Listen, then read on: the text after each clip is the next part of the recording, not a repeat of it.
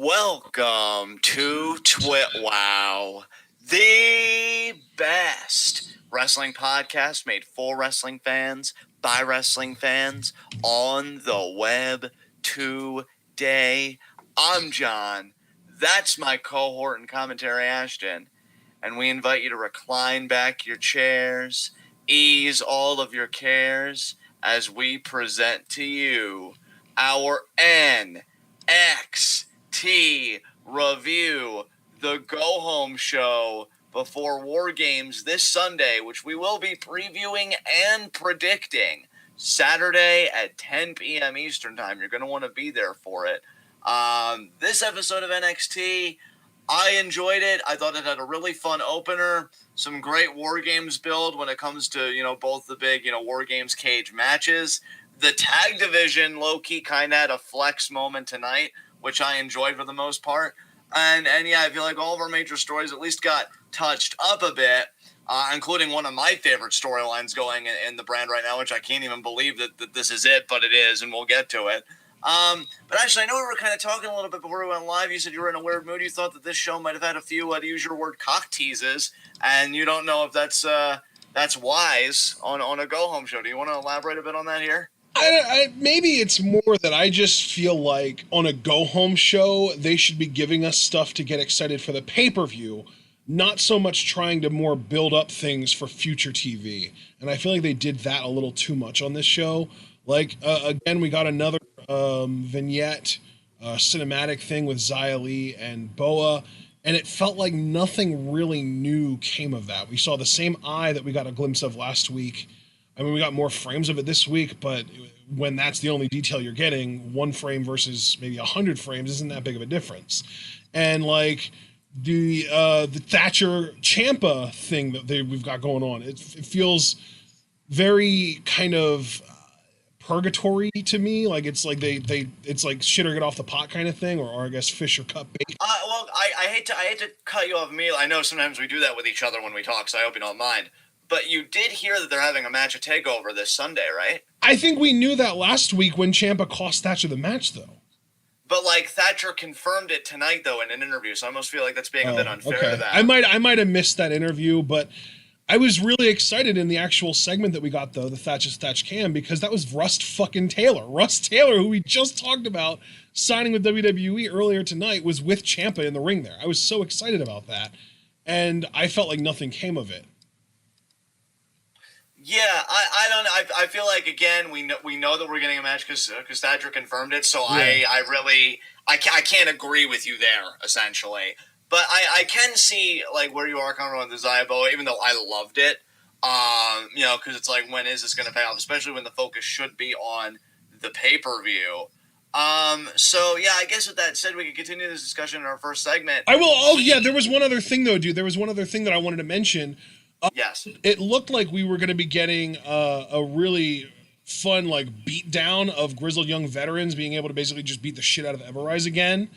And I got my hopes up for that. And I was like, oh, this is going to be a great like exhibition match so we can really see how crisp GYV are in here, beating down sort of the tag division's, fucking whipping post. And then fucking Imperium show up. And I know you know that I am not a big fan of Imperium. Aside from Walter, I find them boring for the most part. So then we ended up with GYV versus Imperium. And then to make it all worse, Everrise fucking stood tall in the end. Like, what the hell? I thought that was so dumb. I was a bit ambivalent about that, only because, for one, I do like Imperium, although I do think that this match clarified a lot for me, or gave me a lot of clarity, just in the sense that I do think they're a solid enhancement act. Like, if you want to go and you want to have a banger with a team that you really want to make look really good, that may already even be really good, they're your guys. And I can appreciate the tag division kind of having a little flex, but when your flex is Imperium, who had pretty much a nothing reign, and Everrise, who, we've heard, I think, from like Foster that they're pretty entertaining on 205 Live and stuff. But at most, the kind of entertaining that I envision for them is like as a comedy act, right? It's not maybe much. I mean I'll already say cock tease is the wrong word to use, but I think a more appropriate word that would fit really what I'm trying to say here more appropriately is just that it was a very anticlimactic show, I think, for me. Yeah, and that's fair, man. That's fair. That I and even at the end, like the big reveal of the fourth member being EO, as if we didn't fucking know that already.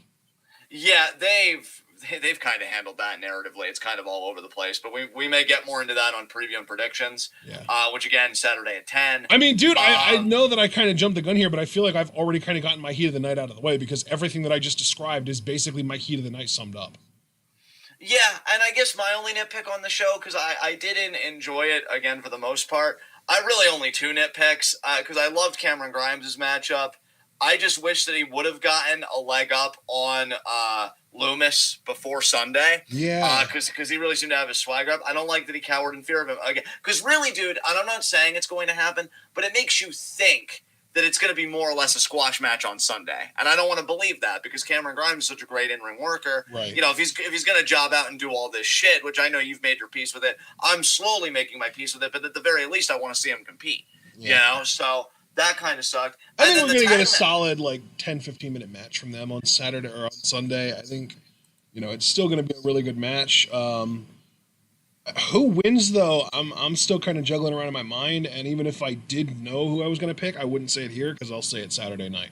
Yeah, you got to promote that stuff, brother. Yeah. But I think the only other nitpick, since we're kind of informally in this segment now, would be that the tag match just had a non-finish because I actually really was enjoying it. It almost seemed like it was close to a takeover caliber tag match, especially if you were to make it an opener or something. I got to give credit to all four guys; they showed out. But for Everrise to come in and just do, again, I understand the purpose. You wanted to show that there are a lot of tag teams in the fray, that Grizzled Young Vets aren't just going to be able to waltz in here and take the spot. But, you could have had the match play out and then Everrise do it, and I think you would have had that catharsis that I think is very important when you have GYV not only returning, but returning as seemingly baby faces. Yeah. So... yeah, that was my only other nitpick. So, guys, with that said, since we kind of took care of it here, let us get into our NXT review. And they devote the first few minutes to Pat Patterson, but beyond that, we get a tag team match. Damian Priest and Leon Ruff. Now, Damian Priest, he was taking the place of Kurt Stallion, who we know is the number one contender for Phantasma's Cruiserweight Championship because that episode of 205 Live we watched, courtesy of Alex Foster and his beautiful existence. Winning that fatal five-way. Yeah. So Priest, because he wants to look out for Leon Ruff, wants to make sure Leon Ruff makes it to TakeOver, says, no, I'm taking Kurt Stallion's spot tonight. And I actually thought about you during this, partner, so I'm going to give you the reins in just a second because we see that Legado del Fantasma, God, just everything involving that man's name is just like sex in the mouth. They confront Priest, particularly, Joaquin Wilde and Raul Mendoza. And Wilde is really feeling himself, and he gets up in Priest's face, and he's like, oh, what, you really want some of this? And he grabs Wilde's head, and he slams it against a garage door. And why I said I thought of you, because I know you're really big on both these guys in particular, Mendoza and Phantasma get to be a tag team tonight. Yeah. How did you feel about this match, man? And how did you feel about Mendoza and Phantasma? Dude, here's the thing. When I first saw that those two guys were a tag team, I got really excited. But, I kind of deflated a little bit when I saw that Priest was on the opposing team because I know that, WWE a lot of the time will have bigger guys look super, unstoppable level dominant against cruiserweights. And I got a little bit, discouraged by that. But the match ended up being really good. It was a fun match for sure. Yeah, and dude, I don't know if this personally addresses your criticisms, only you can answer that. But I actually liked how Mendoza and Phantasma at times overwhelmed Priest and were really able to work over his knee, a point that I think is going to become a narrative in the triple threat this Sunday. So I actually really like that. And again, though, I feel like there's a level of hubris here for Priest because he was so sort of arrogant that he wanted to go out of his way to be all hubristic and boastful and be like, oh, I got to make sure that Ruff is 100% for Sunday when I beat him for the title and stuff like that. And then what happened? Now you're not 100%. Exactly. Dude, fucking Phantasma and Mendoza, they killed it. I love the teamwork. I love the synergy. I mean, honestly, folks, if Ashton and I really wanted to, we could probably have another podcast throughout the week just dedicated to praising Phantasma, and I would probably carry most of it because I can't shut the fuck up about the dude. But I mean, seriously, he emanates star power. His look, how he works in the ring, that knee he got in Ruff's face when Ruff was trying to build babyface momentum, fantastic. Yep. Utterly fantastic. So when are we going to start the Hora del Fantasma? Do you know what that means? I was thinking it sounded like it meant like the word of phantasma, or like the mouth phantasma symbolized like talking. Hora is spelled Hora, and it means hour. Oh, dude, don't tempt me, man. We'll fucking La Hora del Fantasma. Welcome, bienvenidos. Yeah. Listen, if we made that a Patreon tier, I feel like at least some of our fans would be like, well, rather than reviewing Raw, this does sound interesting. Yeah. But no, man, I adore the faction, and I'll tell you right now, if we weren't so plugged into Stardom, I think I'd be showing LDF a lot of love as just my faction of the year, if for no other reason, because it's just such a vital component and what makes Phantasma for me one of the best cruiserweight champions that belt has had in a minute. Yeah. And so I really enjoyed their half of the ring, them working together. Interesting narrative beat here in the middle of the match. Priest gets distracted. This is what really allows LDF to even begin the work on Priest to begin with. He sees a ghost face in the crowd. And so, that takes him off his game, and then Phantasma does a dive to him, sends him into the barricade there. Beautifully done. And then, so the work continues. Ultimately, Mendoza gets caught by Priest. Priest just kind of unloads, gets a reckoning on Mendoza. Ruff, though, before Priest even completes the reckoning, tags himself in, says, I got it. He does a frog splash. He gets the winning pin. So a lot of interesting dynamics going on here. And so obviously Ruff and Priest win. I do love how protected more or less LDF has been. So I grimaced a little bit, but, you got to do business. And, I don't even really think this affects them that much. This wasn't even their business. They're focused on the cruiserweight division. After the match, though, the big thing, because Gargano was on commentary. I actually enjoyed him. I didn't think he was too insufferable. And he's saying, Sunday, that title's mine. And standing behind him are not one, but two more ghost phases. Ashton, what did you think about this development? Yeah, I was really confused by. Well, you said two more. I don't know if it was two more. It might have been just the one that he saw earlier in the match made their way over to where Johnny was. But it seems I'm kind of wondering which direction they're going to go with this, because to me, they're either going to go the direction of Johnny has a bunch of these like faceless minions that wear scream masks that just kind of do his bidding every now and then. And maybe they're even like alternating, like you never know who it's going to be. It might be different people. It might be actual like faceless, like maybe even like NXT trainees. You never know. Or the other option is they unmask and we get an actual faction. And I would way prefer that to the first option, because the first option is like, okay, you're just ripping off the Dark Order at this point. But even now, the Dark Order, everyone has names. Like they're all like, we know who they are. They have names and stuff. So even that is like, it's developed over time into a real faction. So I'm curious what direction they go with this. I'm not really interested in Johnny just kind of randomly being the leader of a bunch of these like fucking drones or shit. Like, but yeah, like it's so crazy that there were two here. I'm wondering if they're going to stick with the continuity of one of them being Indy and the other one being whoever helped Johnny win at TakeOver or at Halloween Havoc, I guess it was. Or if we're going to get two new faces under those masks other than Indy. I just don't know. I would have to assume, man, that we're going to get two new ones other than Indy. I mean, I could obviously be wrong, but I would just feel like, that's kind of played out because we know it's her and she's doing her stuff. Right. It's like, why bother having her put the mask back on once you know it's her, right? Precisely, man. Yeah, but then that really raises the question of who the hell are they? Exactly. I love this one guest in chat really flexing with the new signings. If it's Dez and Wentz, that would be a very interesting spot for them to be. That would be really cool. I mean, I think my biggest problem with that, though, would be that it would be impossible for either of them to have been the one that helped Johnny at TakeOver or at Halloween Havoc. Well, yeah. Are they And really going with the story that was just indie all night? see, I don't know, dude. I don't know. I, I wish they would just be a little bit more clear about what the hell's going on, because right now it feels like they're being intentionally vague for the sake of leaving whatever they're doing up to interpretation by the fans, so that they can't be wrong, because they are like, well, we don't really know what we're doing, but we're going to do random stuff that people might think is a plot hole, but we'll figure out a way to retcon it, once we dial things in. yeah, I mean, my theory. I think like a lot of people felt this way about the long-standing OG, the original Ghostface for Johnny that helped him. Yeah. On Halloween Havoc was Austin Theory. Yeah. And I'm still kind of holding on to that because we haven't heard a peep out of him. Then again, fucking garbage like him and fucking Dream. We go like weeks without hearing anything from them. Then all of a sudden their music hits and we groan. Yeah. So who even fucking knows? But yeah, very interesting development to say the least. Priest looked annoyed. Ruff just looked like the fuck. So that happened.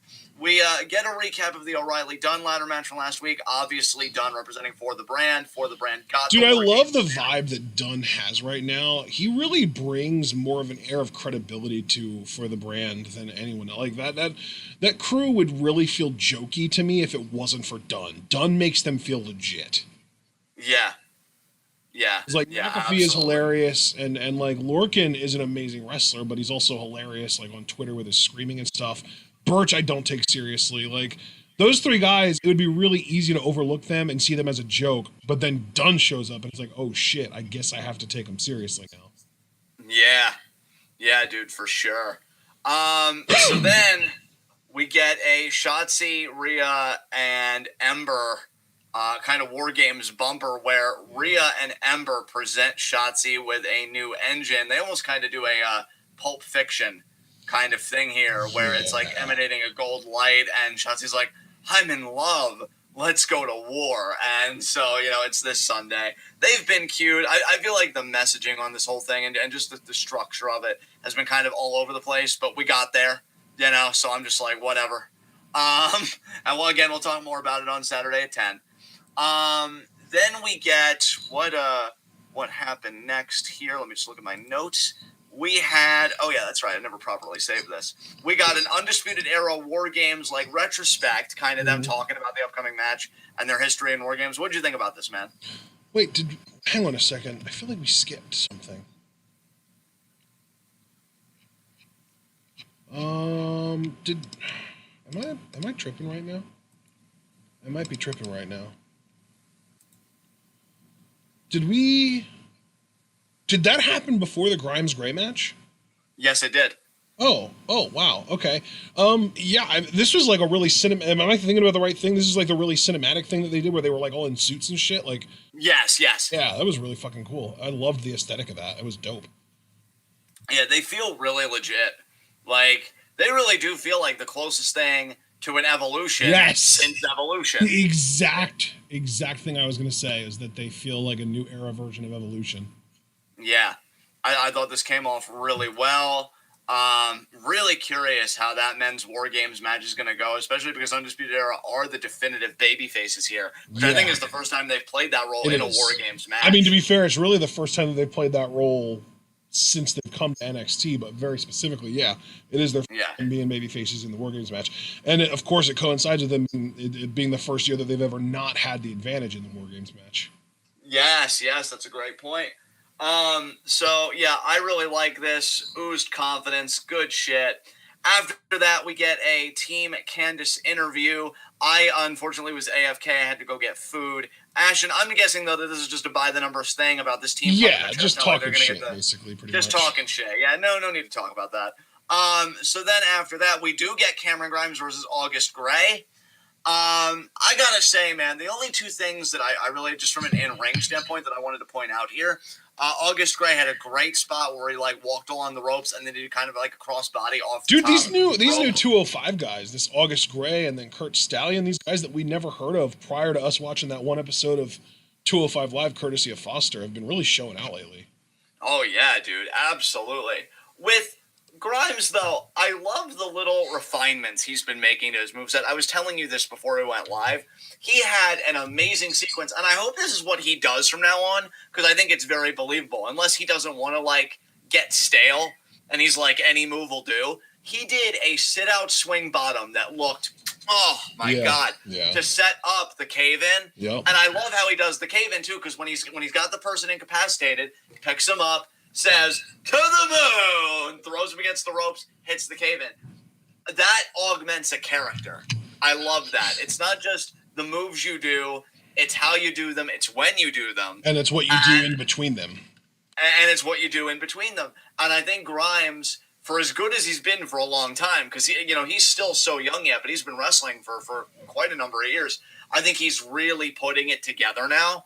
And so I just wanted to add that little comment that I think he's really coming together in that aspect. So he beats August Gray rather handily, and then he gets the strap, and he says, "Extra Lumis, are you sure you want to be strapped to Cameron Grimes? A real man." And I'm looking at him, and I'm looking at just that, like, the fucking so much hair on his chest that he can make his own chia pet out of his fucking chest hair. And I'm like, no lies detected. Honestly, no lies detected. He hooks himself up to August Gray, starts whipping the dude, really beating the crap out of him. Then, he gets unhooked. Grimes just keeps talking about what Dexter Lumis is in for. And then Lumis has a great spot where I guess he took that empty cuff now, that free cuff, because August Gray got pushed out, puts it on himself. He slithers into the ring. Grimes has no idea what's going on. He turns around. Now, this is the part that, again, I had a nitpick with. Lumis again gets the psychological upper hand.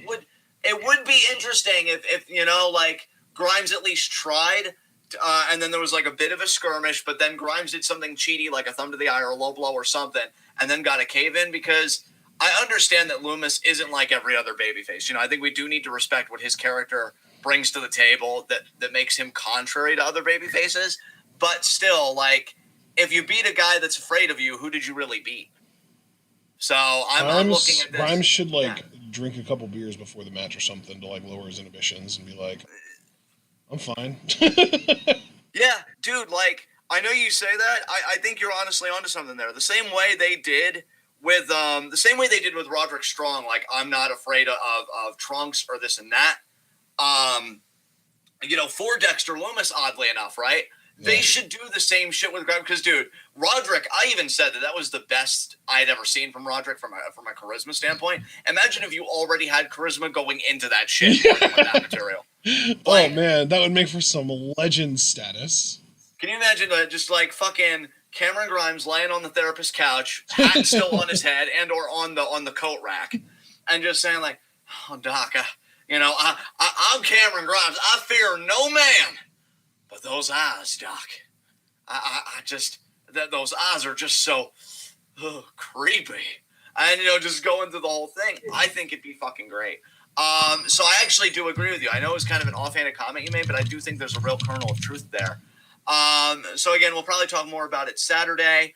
But yeah, a solid segment for what it was. I'm just looking forward to see what both guys do next, because the way Lumis is looking right now, there is no reason why he shouldn't challenge for the North American Championship after this show. At least, if not the world. If not the world, yeah, really. So we'll have to see what happens. Next, we get Tony Nese versus Jake Atlas. I'm gonna be real with you, bro. I really didn't care about this too much. Me neither, man. Me neither. I barely watched this. Yeah, Jake Atlas. I know he's coming with the fire, and I can respect it. It's just not really for me. He wins with the LGBDT. Good shit. Gives a post-match interview saying, that's my life, isn't it? That's my career. 3 steps back, 1 giant step forward. And he says, he's going to keep fighting. He's going to keep working hard until he's back at Santos Escobar and becomes the Cruiserweight champion. Good luck with that, Atlas. Good luck. And the thing is, he's not even wrong, because we've got to remember Nese is a former Cruiserweight champion. Yeah, and okay, I'm going to say something here that I know is a bit dickish, but I even wanted to make a point of this in my notes. Commentary did a great job here. Commentary did its job here, right? Mm-hmm. So, nobody's at fault. This is clearly a John thing. I want to make that perfectly clear. And they were like, oh, this is the biggest win of Atlas's career. And again, I understand the point, because they went out of their way to say Nese is a former Cruiserweight champion.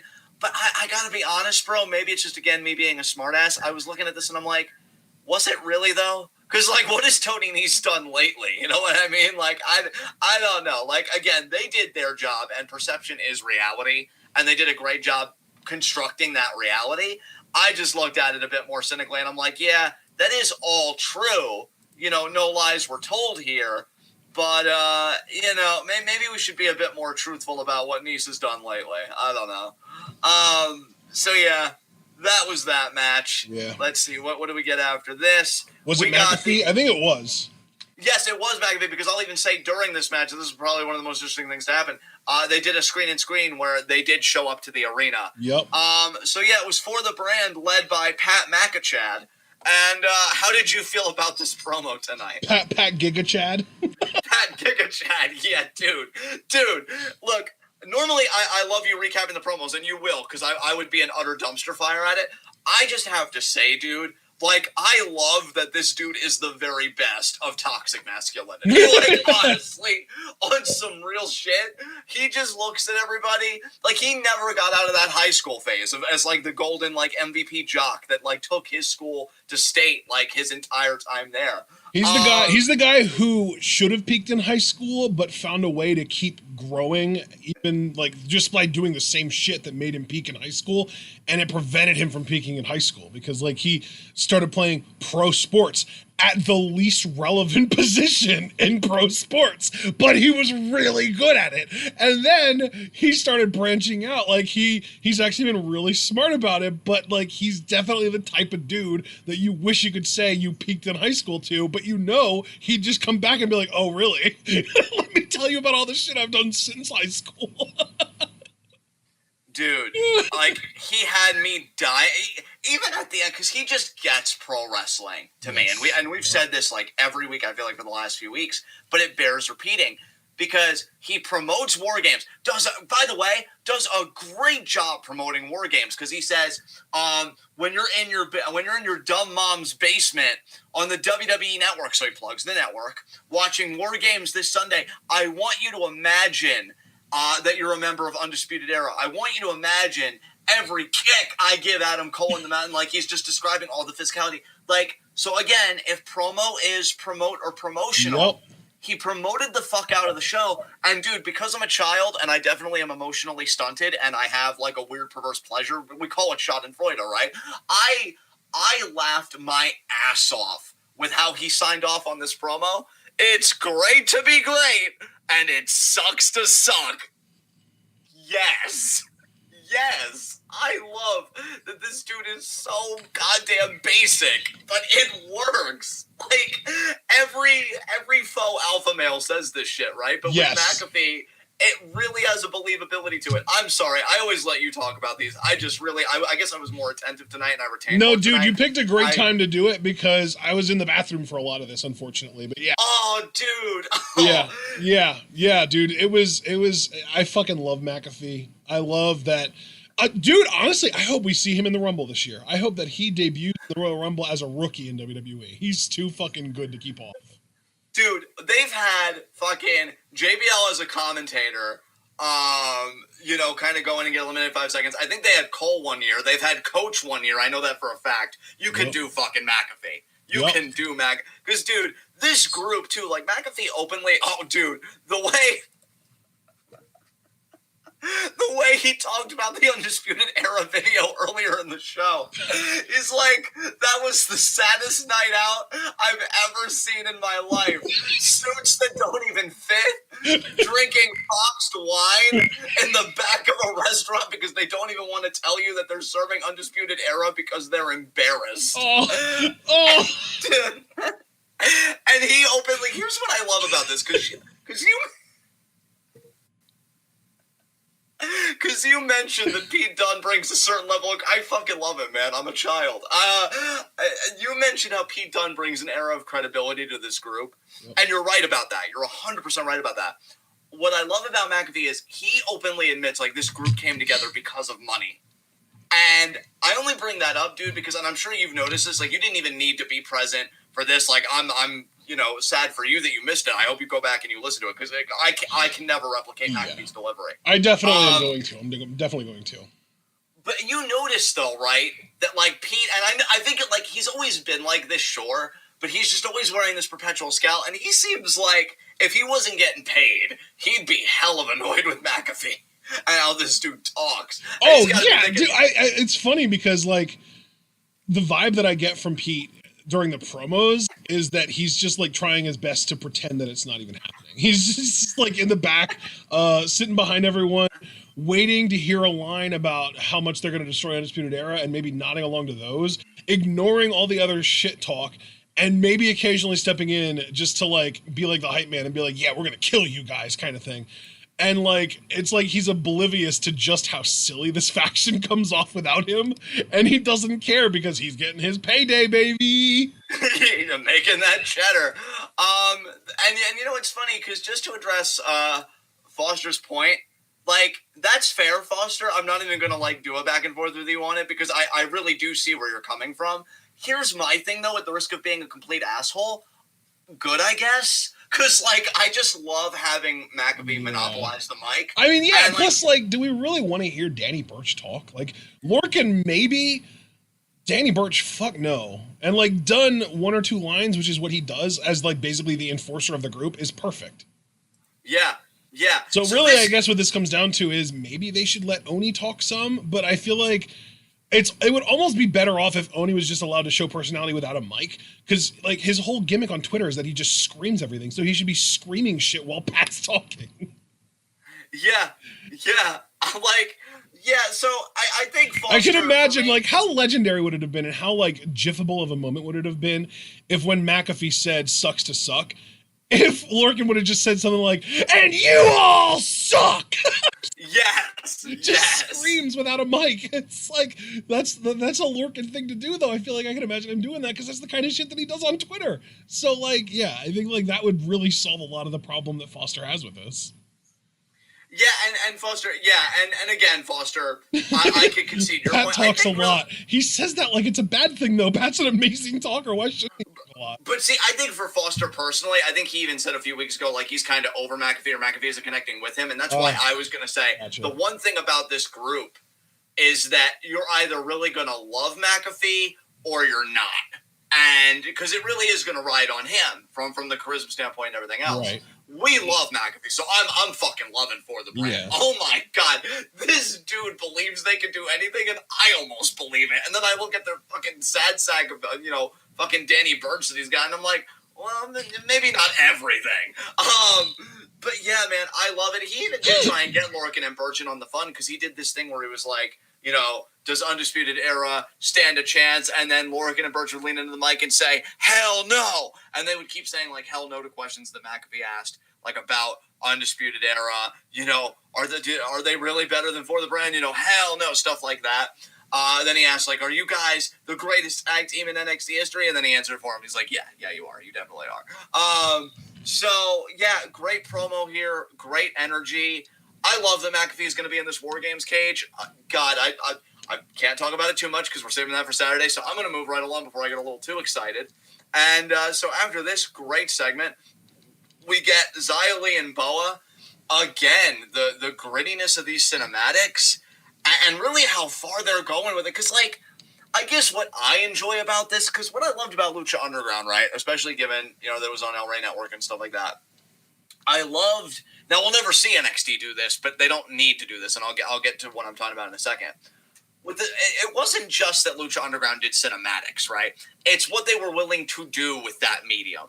Because, dude, how much did you and I freak out when we saw a murder for the first time on a wrestling program? Right? Yeah, Matanza, yeah. So, yeah, NXT's never going to do that. And I think you and I, well, hell, fuck saying we both made our peace with it. We've just always known that. Right. I respect immensely that they even went as far as to, like, show genuine torture scenes. Because Xia here is being dunked.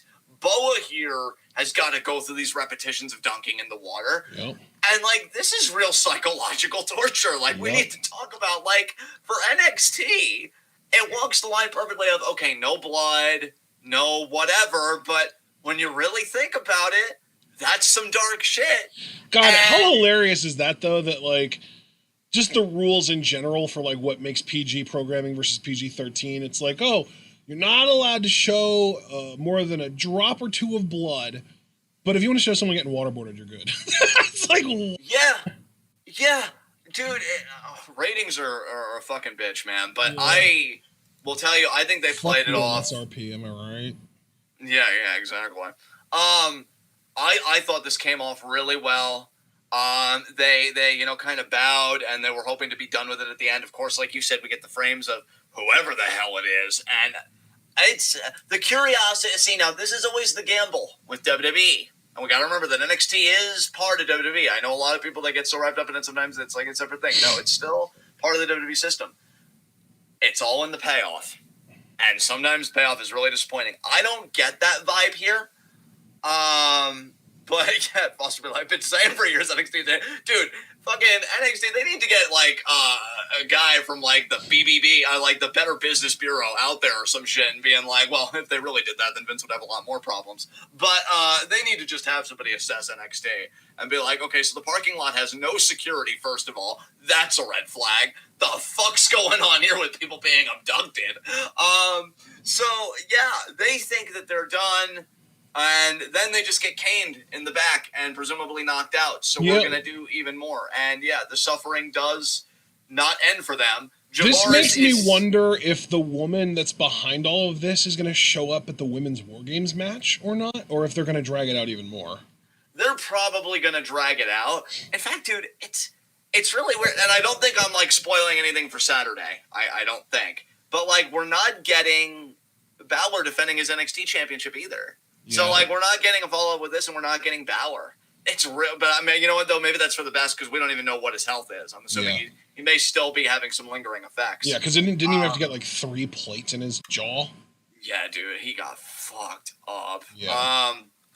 So, yeah, did you have anything you wanted to say this? Because I know I kind of fangirled all over this. Do you have anything you wanted to add? I think you pretty much touched on it all. I mean, the thing is, they've got me hooked with this. I just wish it would progress a little faster, but... that's just my fucking reptile mind wanting instant gratification. It's all right, friend. That was adorable the way to describe that. Yeah, I don't really know much to say about this next thing because it's Everrise versus GYV, or at least it was supposed to be, and then Imperium, of course, attacks Everrise. We really, we already kind of talked about this a lot in the first segment. Then Everrise got a follow-up. Oh, what happened out there tonight? Everrise rules, and then they speed off. It's whatever. I'm going to hand the ball back to you, though, for this one. You can kind of monopolize this one because I know you've been loving these segments. Thatch can. Oh, brother. Oh, what did you think about this? I got so fucking excited when Ciampa showed up with Russ Taylor, let me tell you. But yeah, like the whole lesson was supposed to be on distractions because a lot of people in NXT have lost matches due to distractions. But before Thatcher could really even teach anything, Ciampa shows up. Next to... I guess, was Taylor supposed to be Thatcher's student, or was he Ciampa's student? I didn't pick up on that. Taylor was supposed to be Thatcher's student because you figure, dude, that Taylor actually did try and assault Ciampa, or at least help Thatcher assault Ciampa. So, yeah, clearly he was aligned with Thatcher because he gave him that edge. So, yeah. Yeah, so I know Ciampa called Thatcher a disappointment, and then he went for the double leg. He says, I don't want a problem, and then he went for the double leg. Ciampa beat him anyway. Then, Taylor attacks Ciampa from behind. Thatcher beats down Ciampa. And then he did the old fucking guillotine. And we got our first vinegar stroke from Thatcher in a long time. Oh, God, that sweet release, am I right? Dude, the face that he made when he realized that Ciampa was asleep was, oh my God, hilarious. Amazing. Oh my God, it was so good. It really was. It looked like a fucking vinegar stroke. Dude looked like he just came. Yeah, dude, I fucking loved it. That's why, in hindsight, I really did make the right choice ranking Thatcher so highly, because it's so refreshing having a person as legit as he is, and like have a different kind of charisma, because not everybody can be Minoru Suzuki. That man's his own fucking class. Second of all, though, nobody should ever have to be another kind of anything, It's one thing to pay homage, you never want exact copies. I love that Thatcher's a different kind of charisma and a different kind of entertaining from Suzuki. That he can talk, that he can do elongated segments like this, Dude, you know what's anything kind of stick odd, out. actually, since we're talking about Thatcher's charisma? Yeah. My mom says he reminds her of Ambrose a lot, or Moxley. Very interesting. Yeah, I think that it is more of like a presence thing than an actual appearance thing, because it doesn't look like Moxley. But I think that his presence kind of reminds her of him. Well, dude, he definitely has like that ruggedness to him, Yeah, and stuff like exactly. that. Yeah. Yeah. So that is very interesting. But yeah, that was the Thatch Can segment. Then we do get a follow-up interview. And here's what I do want to point out. Okay, so with the interview, Thatcher actually admits that he was impressed with his student, so we know that maybe that student's going to be running with Thatcher. And this has me rethinking everything I thought about this angle. Because you remember I thought that, like, Ciampa and Thatcher would be an unholy alliance, and God help all of us. I'm not so sure about that now. But, you know, Thatcher did say a student taking initiative. He was impressed.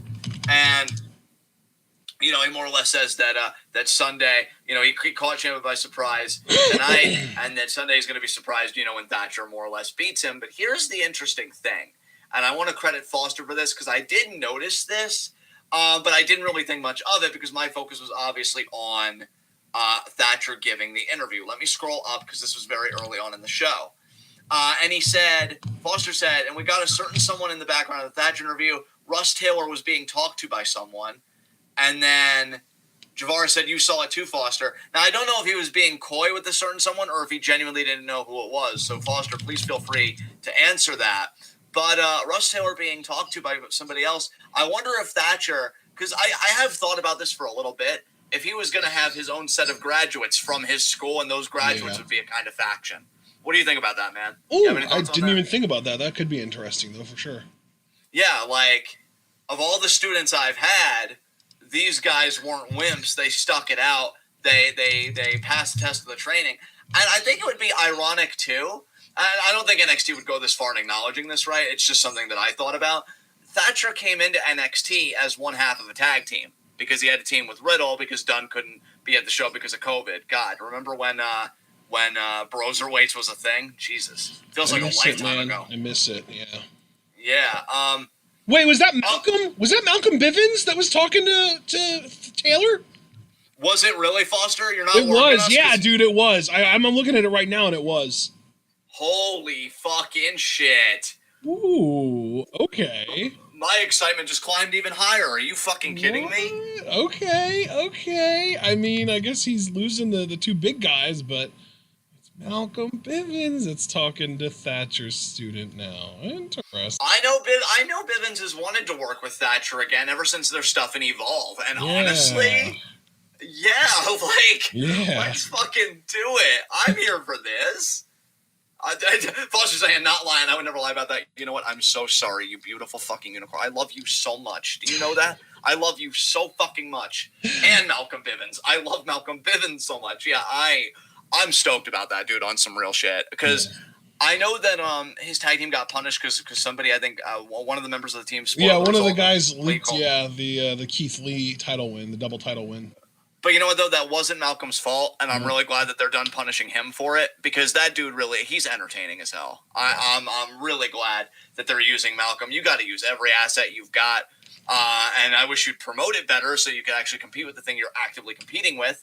But yeah, that's a very interesting wrinkle. Very interesting wrinkle. So, yeah, that was more interesting than the promo itself. I mean, no disrespect to Thatcher, but that was only to move forward that we are getting Thatcher Ciampa at War Games. What's happening in the background? Dude, that was some, like, this is America shit. You focus so much on what's in front of you, you don't focus on everything else in the periphery.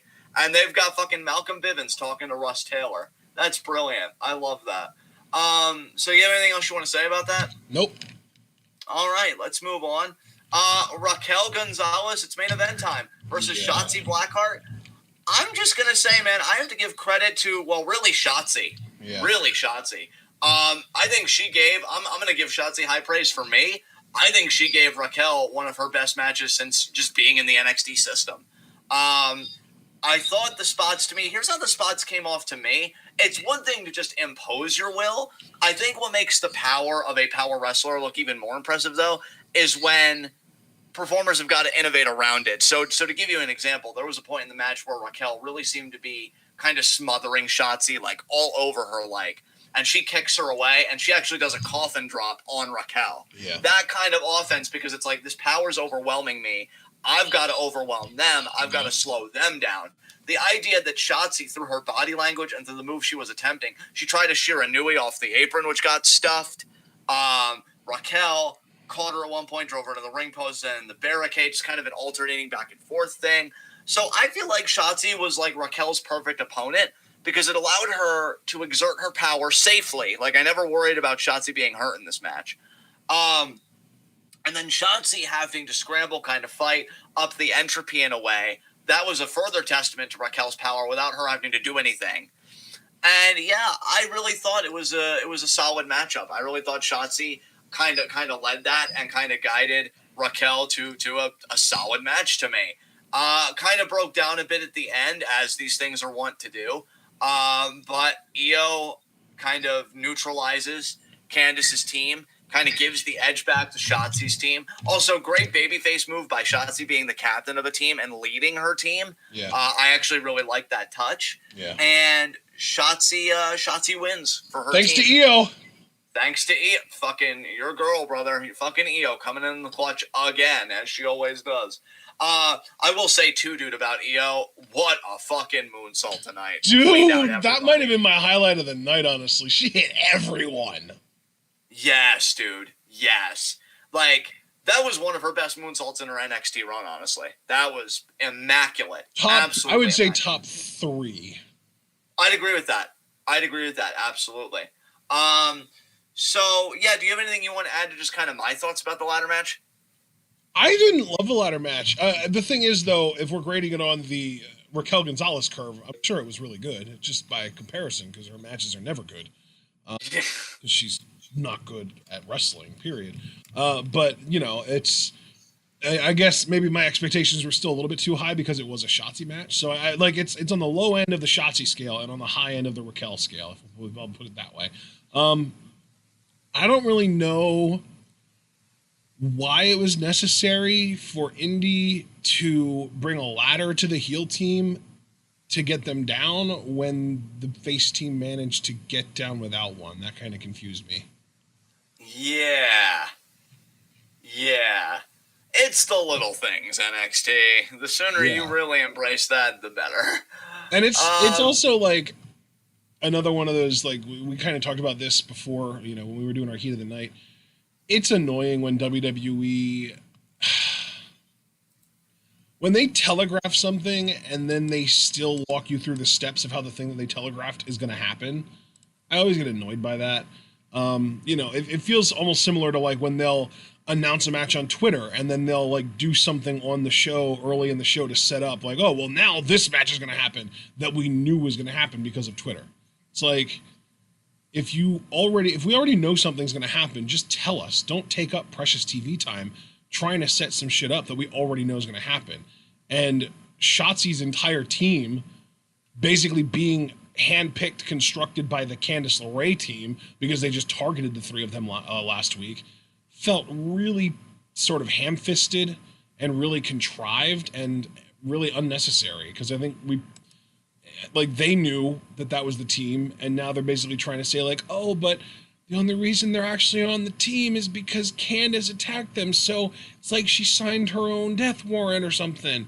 And I'm just like, but those were probably going to be the team members anyway. I just didn't like the way they set that up. Yeah, dude. Like I've been saying, I just feel like the structure of this, like how these women came together, I feel like last year's by comparison was so perfect. And this just seemed all over the place. Yeah. Dude, when they showed the graphic earlier on in the night, and it was Shotzi, Rhea, and Ember, and there was like a mystery partner, I'm sitting here like, wait a minute. Are they going to actually not have Io fill that spot? Is she going to defend her title and we get some like surprise person? And then it's just Io. And it's like, you're setting yourself up for the audience to be disappointed if it's somebody that they thought it was, and then you told them it might not be. You know what I mean? Yeah. Like, I never thought I'd see the day. What? Can I speak, please? I never thought I'd see the day that I'd be disappointed to see Io Shirai. But because I knew it was going to be her, it took away the surprise. And when it was her, I was like, oh, okay. why even bother trying to set it up like it's a surprise if we already knew? Yeah, exactly. Yeah, They got my hopes up, man. They got me thinking like Io's going to defend her title against like this fucking crazy like Xia Li cult leader, and then we're going to get like Mercedes as the fourth member of Rhea's team or of Shotzi's team. No, yeah. she's just going to be Io as we all knew going into the show. Exactly. Yeah, exactly. So. So yeah. With that said, let's get into our final segment: high spots and low shots. I'm gonna make this real simple. Low shots, Candice LeRae. Really tried stacking the deck, and her team will not have a War Games advantage. That is rough for Candice. Is this the first time that we've ever gotten a heel team not have the advantage? It might be. So yeah, as McAfee said earlier in the show, sucks to suck, Candice. Damn. Did the heel team have the advantage in last year's women's War Games? I believe they did. They got a mega advantage, too, because that was when Dakota turned heel. So not only did they get an advantage, they got an advantage on top of their advantage. Yeah. I'm looking for advantage here.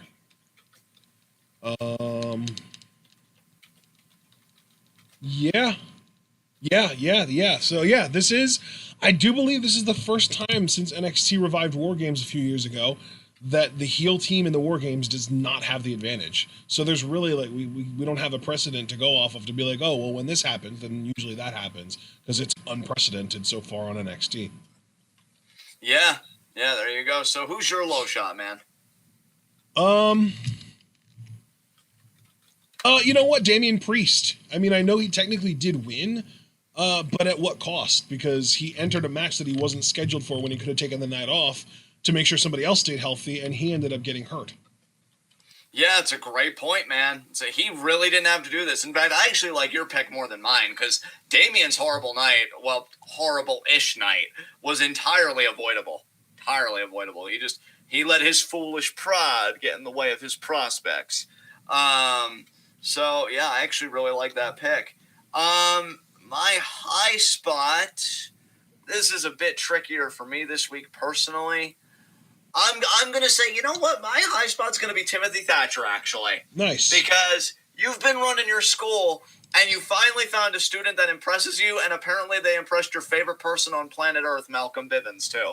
So everything's coming up Thatcher right now. So I'm going to go with Timothy Thatcher as my high spot. Plus, he laid champ out tonight, if you want to. I feel like the favorite person on planet Earth thing is an inside joke that I don't get. Well, no, I'm just being hyperbolic. It's really not an inside joke. It's just, yeah, it's fine. Do they hate each other, actually, or are they good friends? Well, no, because they had a tight relationship in Evolve. Like, I think Bivens actually used to manage Thatcher in Evolve. He was the Evolve champion. So, see, I didn't have that context. I didn't know. Well, see, and I even said earlier when we were talking about, like, it being Bivens, I said it excited me for that reason, because of the Evolve stuff. I don't know if you heard Right, you said about the Evolve stuff, but I didn't know what the Evolve stuff was. Oh, I thought I contextualized that, but if I didn't, I apologize. But yeah, he was Thatcher's manager when Thatcher was Evolve champion. So yeah, like that's just me making the joke. Like this super serious Timothy Thatcher, his favorite person on earth is Malcolm Bivens. I mean, obviously. So who's your? Well, you gave me the layup of the night, man. High spot Shotzi Blackheart because she has a stacked ass team that is now official, and she went out of her way to put her neck on the line as the leader of her team. To try and win the advantage for her team, and she became the first ever leader of a babyface of the first. I should say she is the leader of the first ever babyface team in NXT history to get the advantage in War Games. So that's crazy huge. So yeah, Shotzi's an easy high spot for me. Absolutely, man. Absolutely. All right, guys. With that said, this has been NXT. This has been TWitWoW, the best wrestling podcast made for wrestling fans, by wrestling fans, on the web today. I'm John. That's my cohort and commentary, Ashton. Guys, be sure to like the video as you file out. The more likes you leave, the more likely we are to be the top search result for NXT reviews on YouTube. And when you're the best at what you do, the top is the only place that you belong. So do consider leaving that like. We'd greatly appreciate it. Be sure to subscribe, click the bell icon for notifications so you never again miss any of that sweet, sweet TWitWoW goodness, because we got a lot coming up for you for the remainder of this week. And yeah, be sure to comment down below when this video is done processing. Talk to us. And yeah, let us know. what's your most anticipated match going into War Games? How have you felt about the build of the show? As a go-home show, who do you think is leading the whole terrorizing of Xia Li and Boa and whatever the hell is going on here? And just how are you feeling about the NXT scene, especially too? I'll ask too. How do you feel about how the tag division's shaping up? Kind of doing a low key flex. We got Imperium, Everrise. Oh boy. I put grizzled young vets. Oh my god. Give all your thoughts down below. We'd love to hear from you. Check out everything TWitWoW is involved in the description box. Be sure to check out the TWitWoW Patreon, where we give a price breakdown of everything we do in a given month. December is just starting, so we're going to have to see how that all falls for us. It's going to be a very interesting month. It's fucking Christmas time, baby, and we're in the holiday spirit. Also, check out our Twitter handles. Mine has a pinned tweet to collect Q&A questions. Q&A is going to be the 31st, December 31st. Last Thursday of every month is Q&A. If you donated last month rolling into this month $1, then you're owed 5 Q&A questions. If you did not donate, do not fret. You can still participate. You only get 3 Q&A questions, however. YouTube, Twitter, Facebook, Discord, so be sure to get that in. You got plenty of time, but that time goes by quick. We've done so many of these. We've gotten real beat for it now. That'll be Thursday, December 31st. Again, guys, as it relates to the rest of this week, nothing tomorrow as far as I'm aware of. Friday, we're going to be doing another Stardom show at 5 p.m. Eastern Time, and then a SmackDown review at 10 p.m. Eastern Time. Saturday, 10 p.m. Eastern Time, we'll be previewing and predicting NXT TakeOver War Games. Final call for that for now. And then Sunday at 7 p.m. Eastern Time, we will be doing War Games live reactions. Should be a very interesting show. We hope to see all of you guys there. And that's about it for TWitWoW. You guys take care of yourselves out there. Keep loving yourselves. Keep loving each other, doing the best that you can. We're privileged every time you invite us into your computer screens. And we'll be seeing you again Friday for more freaking Stardom, the best women's wrestling promotion on planet Earth. Or as I once heard it pronounced on Rick and Morty, Earth. We will see you guys then, followed by a SmackDown review at 10 p.m. Should be a lot of fun. Till then, guys, tune in. Peace out.